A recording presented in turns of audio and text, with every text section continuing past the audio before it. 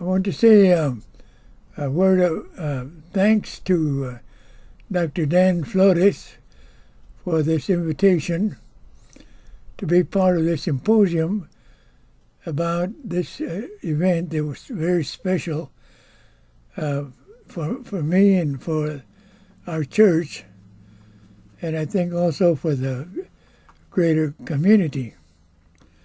My name is Isabel Gomez. I am a clergy member of the former Rio Grande Annual Conference. I've been in the ministry, I served in the ministry, I'm now retired, 43 years in different areas of ministry. And in 1966, I was a newly appointed pastor to a little church in Kenedy, Texas, that belonged to the Rio Grande Annual Conference. Kenedy, Texas is about 40 miles south of San Antonio, and it has at that time, population of about 4,000 people. And I was the newly appointed pastor to that church. I grew up in Dallas, Texas. This was kind of a new experience to live in a small town. But I grew up in Dallas, which at that time I think had 450,000. And but I grew up in a neighborhood that was known as Little Mexico Village. In that little area that no longer exists, we had a community of Hispanics, people from Mexico, and we had our own services, barber shops, grocery stores, cleaning establishments, photography shops, restaurants, and even had our own theater that had showed a lot of movies from Mexico. So even though I was in primarily a white city, the community I grew up in was pretty much Hispanic, and my education was in my neighborhood. What I think about is that although we had all kinds of services available in our community, that was not true for the surrounding communities of small towns where had smaller populations of Hispanics, but didn't have the grocery stores. And I know that some of them used to come to our community to get a haircut because they could not get a haircut in their own community. I mentioned barbershops because my grandfather was the owner of a barbershop. He was a barber as well as my father on my paternal side, and they came from Monterrey, Mexico, 1910. On my mother's side, the Reina side, they came from Mexico around 1919 and settled in that community called known as Little Mexico. Going to school in Dallas, I don't remember, and I've checked it out, never had a Hispanic teacher, not in elementary school nor in high school. I grew up speaking Spanish, but by the time I finished high school, I was primarily English speaking. But in a good turn of events, I went to college, was able to go to college in El Paso, where I attended 4 years and got my BA degree, which was at El Paso, right on the border with Ciudad Juarez. And a lot of my education was getting culturally caught up with my roots from Mexico, learning about Mexican food that we didn't have in Dallas, music, and just culture. I mentioned the college, but I was also connected to a Methodist school in El Paso called Lydia Patterson Institute, which provided education for many young people from Mexico. The Lydia Patterson Institute was also a very important factor in my life because they also had been contacted to provide volunteers during the summer to serve in the National Migrant Ministry program. I think it was a United Church Women that provided services to children and families in migrant camps across the country. So I was recruited to be part of that program and was able to travel to El Norte, which I only knew from hearing about it from friends in school.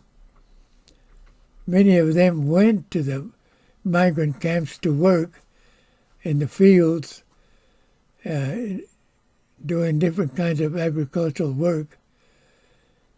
I only knew that they went al norte, but we never did because my grandparents were city people. My grandfather with a barber shop and my other grandfather had a restaurant. But it was during that time, around 1958, that I first went to up north, al norte, and my first assignment was a migrant camp in Norwalk, Ohio. And it was a Stokely-Venn camp, a canning factory. And then in the month of August, they assigned me to go to Traverse City, Michigan, where I think at that time it was known as the cherry capital of the world. They received, during the month of August, as I remember, 10,000 agricultural workers in Traverse City, in the area, to pick the cherries. And so in Traverse City, we were assigned to visit the different migrant camps. And I became aware of the working conditions and living conditions of the farm workers up in Traverse City. Oftentimes, this temporary housing of migrants was in the farmhouse, where the families were separated by ropes that were hung across with sheets separating one family from another.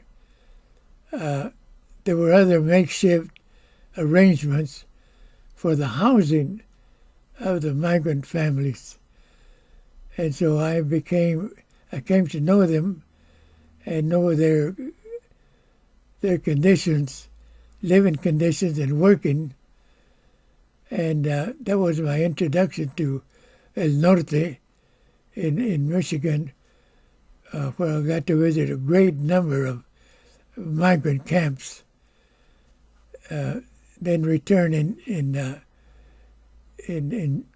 August back to Norwalk, and with that family, with that community, I want to speak in particular about the camp in Norwalk, Ohio. Having never been a migrant worker myself, and being assigned to this camp, I was facing a totally different circumstance that I was not familiar with. And I remember the first day going out to the camp and standing out on the outskirts and looking in, wondering, where do I go? Who do I talk to?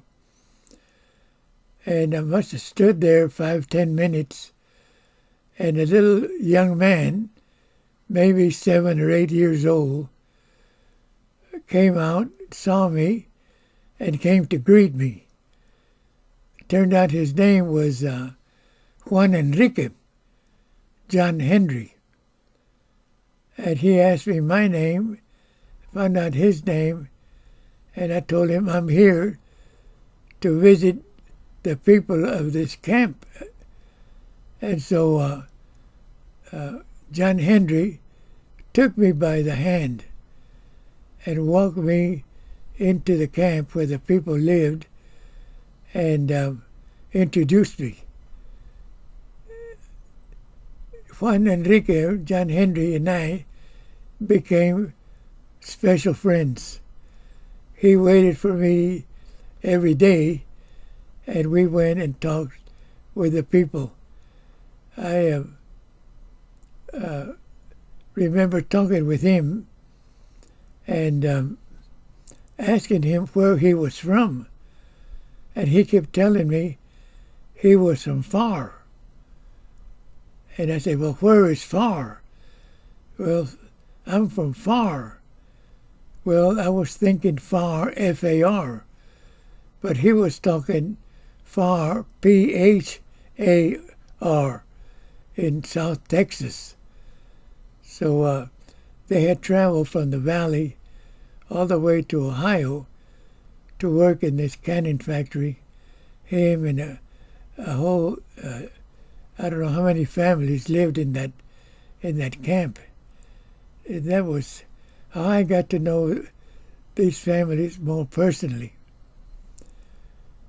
When I was sent to Kenedy to be the pastor, it was also a new experience, and I came to find out some things about living in a small town that had a good-sized Hispanic population. And their school system was still somewhat segregated, and the facilities for the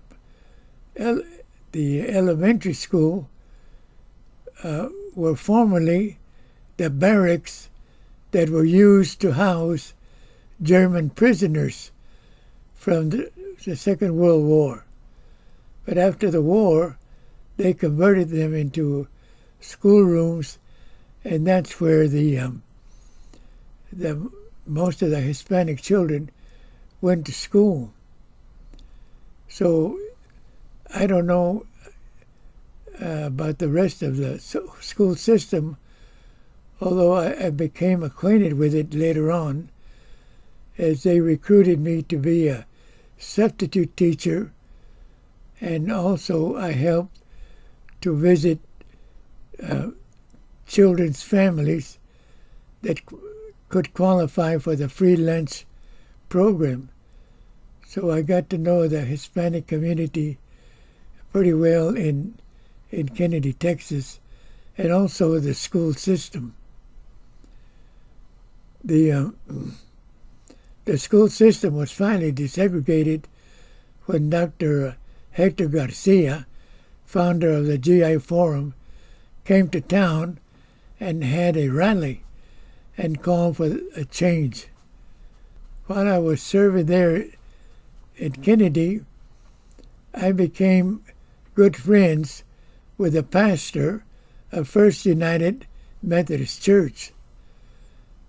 Our church was a member of the Rio Grande Conference, but First Methodist was a member of the Southwest Texas Annual Conference. We were under the same bishop, but administratively we were separate. Our churches, we had our own superintendents, we had our own administration. So we were connected but separate. Brent Fisher became a good friend, and he had been active in the community during that time of the war on poverty that was instituted by President Johnson. And he was the one responsible in great part with our receiving one of the first Head Start programs in the country. We had also been the recipients of a facility from the Methodist Church that provided space for that Head Start program, all in great part because of Reverend Brent Fisher, who had also been in contact with some of the farm workers in the surrounding area of Kenedy, Texas. It was easy for me to relate to Brent, as I had attended seminary at Perkins at SMU and knew had become friends with a number of Methodist ministers from other annual conferences in Texas. And so we struck up a good friendship. And it was at this time that we heard about the farm worker march coming from the valley that was going to pass through Kenedy. And so it was a confluence of events that brought everything together. Among the marchers that were coming, of course, were that somebody was carrying a banner of La Virgen de Guadalupe, but there were also some Protestant ministers that were marching with the farm workers, including Bishop Joel Martinez, Reverend Arturo Fernandez, and Leo Nieto from the Board of Missions. So the Methodist Church was supporting the farm workers, although in Kenedy it was the church from the Rio Grande Conference that was the focal point. They were coming into town, and we put out the word that we wanted to receive them and welcome them to our church. They came as they were approaching and were met by some of our ministers that marched in with them into the town. They came to our little church, and we gathered together for worship and for Thanksgiving that the marchers had made it this far. I remember that along with the ministers and the banners, they were also accompanied by a burro, and they tied that burro to a tree in front of our church. I have that picture somewhere. But everybody from our church, from the families of the preschool, from the community, came together to provide food sustenance and support to the farm workers. When the farm workers were approaching Kenedy, coming to a new town that they were unfamiliar with, I remembered my approach to a new community in Norwalk, Ohio. And I remembered John Henry and how he came out, greeted me, took me by the hand. And so I thought only appropriate that I should reciprocate. And so I extended my hand to the farm workers coming to Kenedy, welcomed them to our community. I thought it was only a good gesture of mutual hospitality, reciprocation. We owe so much to them who provide our food, provide our sustenance, and we need to keep supporting them even today. I thank you for this information, this invitation, and I hope that this serves in some way to remember what happened during the Farm Worker March through Kenedy. Thank you.